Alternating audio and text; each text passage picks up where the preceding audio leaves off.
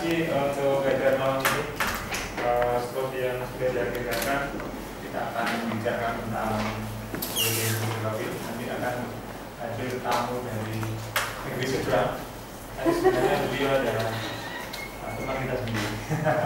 Nanti untuk jelasnya akan dipandu oleh Pak Yohanes yang akan perkenalan dan diteruskan dengan Pak Didia Isnanto yang akan berbagi tentang wedding fotografi secara seluruhnya dan kreativitas dan segala macam. Acara ini sebenarnya bergerak bersama yang baik antara Kopi Jai Foto Community dengan Malaysia dan kawan-kawan komunitas. Kami terbuka untuk segala macam dukungan, termasuk mungkin donasi dan saweran kalau bahasa Jawanya, untuk aktivitas kita semuanya. Mungkin kacang atau air hujannya nirlaba, jadi kita bangun bersama-sama untuk kepentingan ke sana. Saya kira itu saja. Pak Yohanes, monggo untuk melanjutkan sesi ini. Oke, cepat saja. Ingin saya kenalkan sedikit latar belakang Lydia ini. Lydia ini punya bisnis fotografi di Singapura, basisnya Singapura, tapi dia punya beberapa cabang. Sekarang selama kurang lebih 5-6 tahun dia bekerja, mulai mengawalinya baru sekitar 5 tahun ini ya. Tapi saya lihat perkembangannya cukup pesat, dan dia sudah ada beberapa cabang di Paris, di Jakarta juga ada. Cuman Jakarta masih baru ya, Jakarta. Terus di Australia juga ada. Jadi ada beberapa rekaman yang ada. Nah, kita nanti coba gali ya. Jadi mumpung kita di sini, kita gali ya. Mungkin kalau dibanding ada mungkin ada beberapa tips mungkin yang dia akan kasih ini. Wah, ini tidak cocok di Indonesia. Ya, tidak apa-apa. Kita mungkin dia akan lebih banyak sharing di Singapura. Di Singapurnya seperti apa? Tapi mungkin kita bisa belajar banyak ya dari Lydia, dari sisi yang lainnya. Ya. Oke, tanpa panjang lebar lagi, mari kita sambut Didia Isnanto dari Desain Kopi.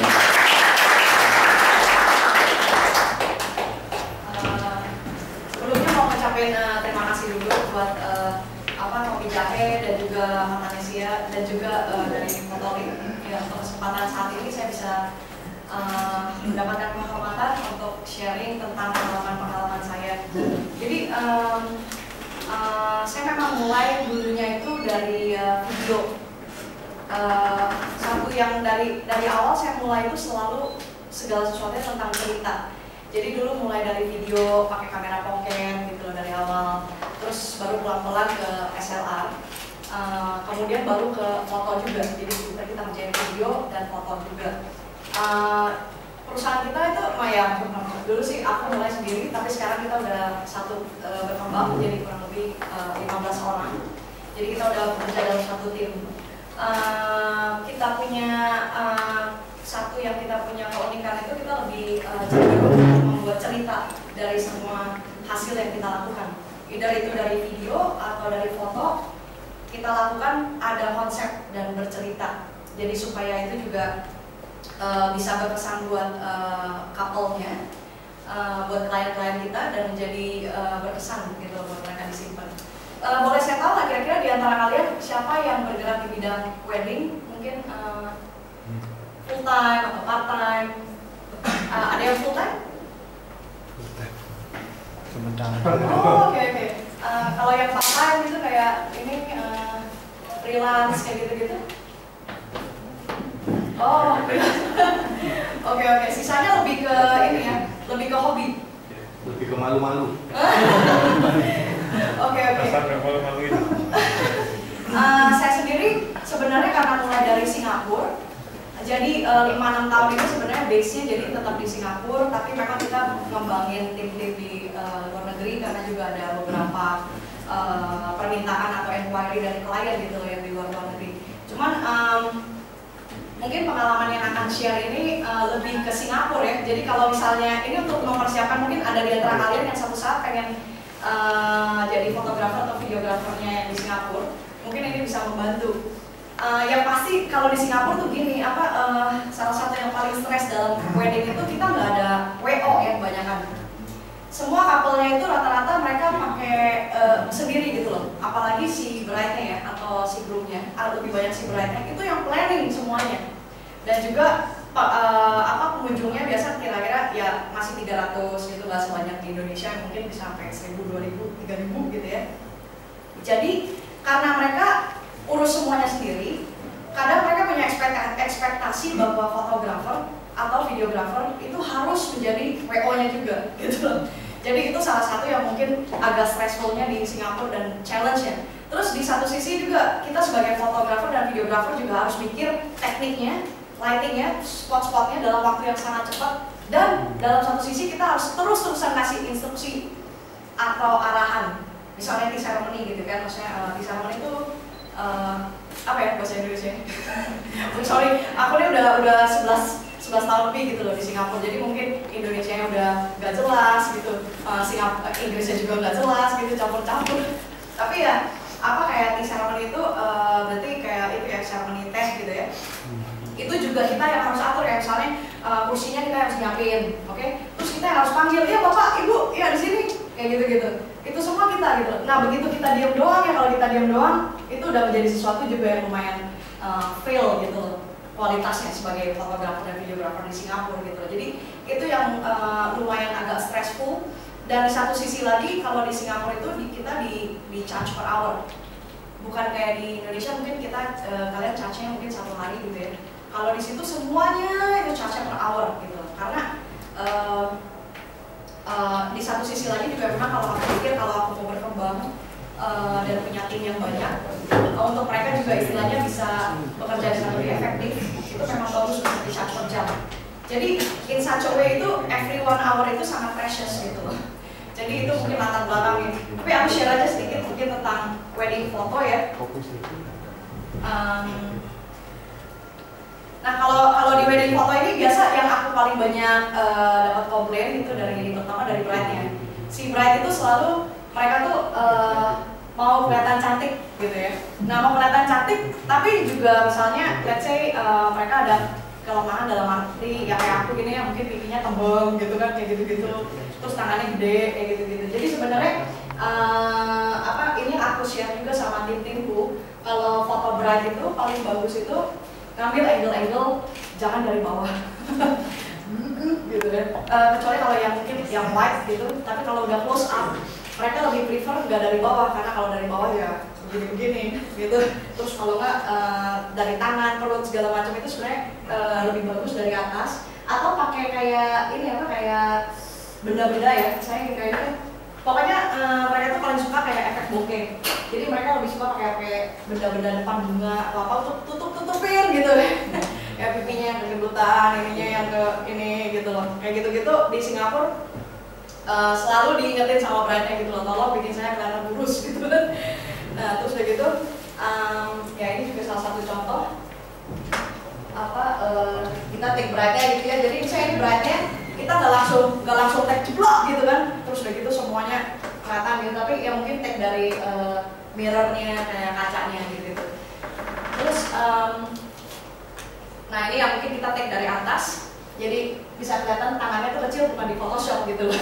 Jadi memang karena di take dari atas. Terus ya satu lagi kalau misalnya, nah ini adalah salah satu mereka punya concern ya kalau di Singapura tuh, kalau mereka di take foto itu mereka tuh pengen yang istilahnya gimana bagusnya kita udah pakai angle dari belakang bunga segala macam udah bagus banget, tahu tampangnya nggak bagus juga mereka nggak suka gitu. Jadi ini yang aku ajarin sama tim-timku, karena di Singapura itu mereka mungkin lebih kayak kerja gitu. Tapi ada satu hal yang mereka suka lupa untuk membangun hubungan sama kliennya gitu. Jadi biasa aku ajarin juga tim-timku itu kalau pagi gitu datang kayak nanya gitu kan, how are you gitu, can you sleep well gitu-gitu. Terus kayak gitu, I cannot sleep kayak gitu. I think orang Indonesia udah paling jago lah soal ini ya. I feel orang Indonesia tuh bagus banget untuk membangun hubungan. Jadi in such a way tuh bisa dapet ekspresi-ekspresi yang aneh-aneh dari couple. Misalnya kan kalau baru kenal apalagi ya, mereka tegang gitu kan, ya kalau kita yang tegang, mereka juga tegang gitu loh. Jadi untuk supaya mereka nggak tegang, kita harus bisa yang namanya ngobrol gitu ya, atau nggak kasih joke sedikit gitu loh. Jadi ya maksudnya ekspresi-ekspresi ini tuh bukan karena kita udah kenal lama, Tapi ya memang karena kadang-kadang di trigger gitu loh, jadi apa namanya kita ngobrol atau nanya gimana how are you gitu-gitu gitu. Jadi ya itu juga membuat ekspresi bisa keluar yang aneh-aneh gitu loh. Kalau nggak kalian bantu kayak kasih instruksi yang nggak seperti biasanya, bukan pose. Jadi mereka juga pengen pose yang pengen balance gitu ya, dalam arti mereka mau gitu ya, yang oke, yang bagus nih, misalnya ya lihat sini dikit, ya atas dikit, ya bawah dikit, ya gini dikit, ya smile, gitu ya, itu juga mau gitu ya. Tapi di satu sisi mereka juga pengen momennya gitu loh, pengen the most honest of their expression, itu juga mereka mau gitu loh. Jadi itu hal-hal itu yang apa namanya, kadang kita juga harus kasih beberapa instruksi, kayak misalnya 1, 2, 3 dorong gitu kan. Jadi akhirnya ada apa namanya tampang-tampang yang aneh-aneh gitu loh, yang tidak seperti biasanya, itu juga berkesan buat si couple-nya. Terus mungkin salah satu yang lain lagi, nah kayak ini nih, misalnya 1, 2, 3, oke jalan, terus lihat-lihatan, terus ngomong, cakep ya lu gitu loh, terus kalau nggak cantik lu gitu kan, jadinya akhirnya dapat pose yang aneh-aneh gitu loh, kayak gini gitu. Jadi bukan apa namanya, bukan hanya yang pose yang mereka mau, tapi juga kadang momennya atau enggak ekspresi-ekspresinya itu juga mereka mau untuk dapetin itu gitu. Jadi itu challenge-nya kita juga. Nah kayak gini misalnya, ini juga ya 1, 2, 3 gitu kan, 1, 2, 3 angkat grupnya gitu kan, angkat grupnya, dia bilang angkat, udah gitu, iya terus udah gitu dicium dong grupnya gitu kan. Wah langsung mereka wah nggak mau gitu segala macam. Nah itu ekspresi-ekspresi itu yang sebenarnya justru jadi bagus. Jadi kalau misalnya kita ngasih lihat ya foto wedding gitu kan, wah gila foto wedding ini keren ya, kayaknya pada hari itu terjadi sesuatu yang sangat luar biasa. Tapi kadang yang sangat luar biasa itu bukan terjadi dengan begitu aja. Kadang itu lebih banyak juga yang disebabkan oleh fotografernya atau dari videografernya, yang menyebabkan mereka bisa ada skenario inilah gitu. Jadi hal itu juga yang jadinya bagus gitu. Terus ini juga kayak ya kadang ini kan sebenarnya nggak diarahin gitu ya, nggak diarahin. Ayo dong coba pura-pura takut air ya, ini sebenarnya kayak mereka lagi jalan terus takut air aja gitu loh. Jadi kayak gini-gini juga harus cepat gitu loh di take-nya, momennya gitu, celebrationnya. Terus terus instruksi-instruksi kayak misalnya 1, 2, 3 angkat kapal. Jadi kalau bisa kita kasih yang namanya instruksi yang interaktif. Bukan yang kayak oke angkat dulu terus dirapi-rapin, karena ini bukan buat majalah, bukan kayak mereka bakal print gede-gede poster, tapi ini ke momennya mereka gitu loh. Jadi kadang kasih instruksi yang interaktif ya, 1, 2, 3 angkat gitu kan, udah angkat terus begitu lari. Nah itu yang jadinya aneh. Kalau misalnya cuma 1, 2, 3 angkat terus ini bentar ya, dibenerin dikit terus udah gitu ya oke senyum lah gitu kan, itu memang bagus gitu loh. Tapi justru yang kayak gini-gini nih 1, 2, 3 bawa lempar ke laut gitu kan, misalnya pura-pura gitu, jadinya si bride-nya teriak-teriak gitu, ketakutan gitu, terus udah gitu ya ekspresi-ekspresi ini tuh terjadi ya karena sebagian besar instruksi dari si fotografernya gitu atau videografernya.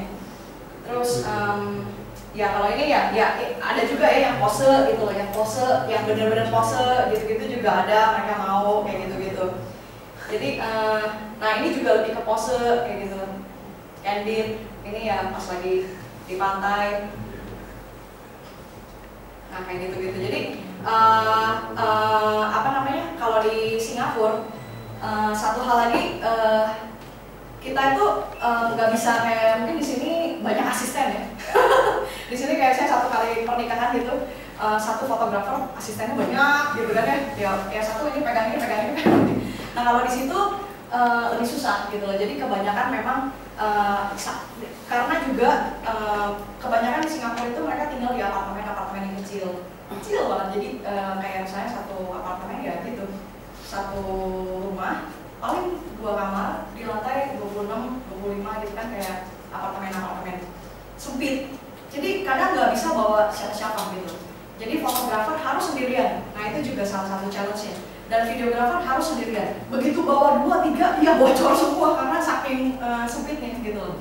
Nah jadi itu salah satu challenge. Jadi saya sarankan sama tim saya itu kalau foto itu selalu memang ya mau nggak mau harus pegang 2 body kamera dan harus cepat, yang satu ya pakai prime, satu lagi pakai white gitu kan. Dan waktu itu istilahnya misalnya ada itinerary-nya ya, jam-jam itu semua fotografer itu berperan besar untuk membuat itinerary mereka itu berjalan dengan mulus atau bantu mereka untuk lebih cepat. Itu semua di tangan fotografer gitu. Jadi kalau fotografernya nggak bisa ngarahin, kalau di Singapura ya itu jadi salah satu yang mereka jadinya nggak mau gitu loh, atau nggak mungkin nggak rekomen lagi gitu loh ke teman-temannya gitu. Itu salah satu challenge dari kita sebagai fotografer di Singapura. Makanya kita juga kayak misalnya lensa kayak gitu-gitu mungkin untuk ganti itu harus cepat. Terus kayak baterai CF kayak gitu-gitu harus ada di badan all the time gitu. Jadi hal itu juga penting. Nah terus yang ini kalau misalnya kita bikin album itu sangat penting yang namanya detail. Karena albumnya kita juga lebih bercerita, bahkan wedding day.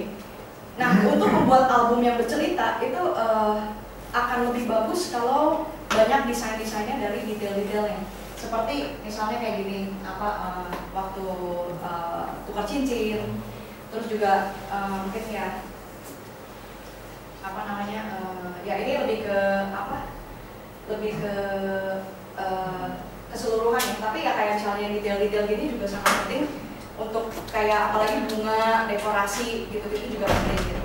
Nah terus sebagai wedding photographer kita juga harus selalu remind couple-nya. Jadi anggap aja ini nggak ada wedding coordinator ya. Semua kerjaan wedding coordinator itu harus bisa dihandle sama si fotografernya. Jadi kita juga harus yang bantu ingetin mereka, ntar kalau tukar cincin yang pelan ya gitu kan, udah pasti. Terus kalau nggak, kalau ciuman yang pelan ya gitu. Terus kalau march in atau march out gitu juga harus pelan-pelan. Karena biasa mereka pasti tegang kan, saking tegangnya kita sebagai fotografer juga udah kacau gitu.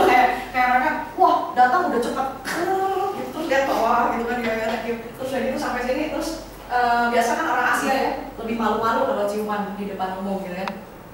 Kalau kita take orang bule, wah bisa lama gitu di depan gitu ya.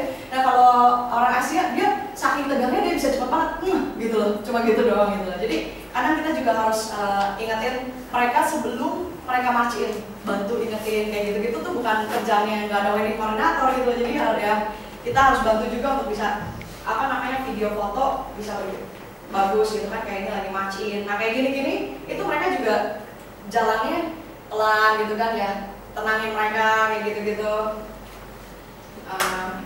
Terus ya, nah kayak gini potong kue, ya kan?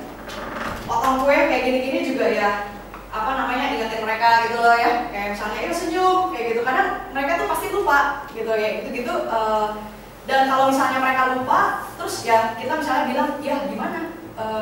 Bukan salah kita dong fotografernya. Ya si couple-nya nggak senyum-senyum gitu ya. Tapi kadang ada satu hal di mana kita bisa melakukan lebih gitu loh. Anggap aja kita tuh temannya mereka gitu loh. Dan waktu kita take foto kita pengen itu kelihatan bagus dan mereka juga seneng. Karena walaupun udah ini ya, lightingnya udah keren banget ya, ada backlight, terus udah gitu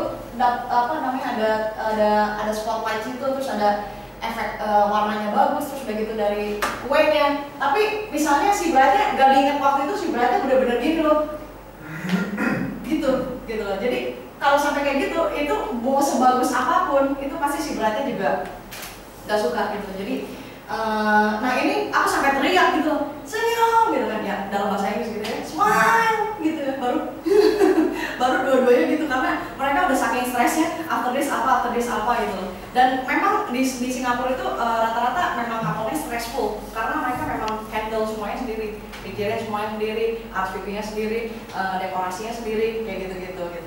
Jadi kan itu kita punya ini di Singapura. Nah ini kayak gini-gini detailnya ya, ini kan nggak usah selalu muka atau berdua atau pose atau group shot gitu, tapi bisa kayak detailnya gini, bunga, apalagi gaun gitu, terus dekorasi gini, kue-kuenya, terus ini souvenirnya gitu ya, terus yang ini bunga, terus ada dua burung tiba-tiba nongol gitu, dua lagi gitu, ya udah di tag aja. Jadinya kan berkesan juga hari itu kayak quote kalau lagi desain album itu sebenarnya bisa ada quote ini love tentang birds, true love birds, apa sih yang animasi seperti buah burung gitu, ada pokoknya quote-nya dalam bahasa Inggris. Nah kita juga kalau bikin album itu selalu kasih quote-quote gitu loh. Jadi kalau ada foto-foto yang berkesan hari itu ditambah dengan quote itu jadi sebuah cerita. Jadi ya kayak gitu-gitu, detail-detail gitu juga lumayan memegang peranan penting. Ya detail-detail seperti ini. Terus ya of course kayak cincin gitu-gitu ya. Ya itu juga lumayan penting. Nah terus ya oke, salah satu lagi kita punya karena kita punya waktu sangat singkat, terus mereka juga bergerak dari ini ya, kayak ini kan apartemennya sempit, benar-benar sempit. Terus udah gitu hari itu misalnya kita di engage 10 jam, terus udah gitu padat banget sampai dari sini ke sini, mereka nggak ada, pokoknya kita nggak ada waktu untuk kayak bawa mereka keluar lah ke pantai, dapetin satu foto bagus, itu tuh nggak ada waktu. Tapi mereka mau foto itu, ayo gimana?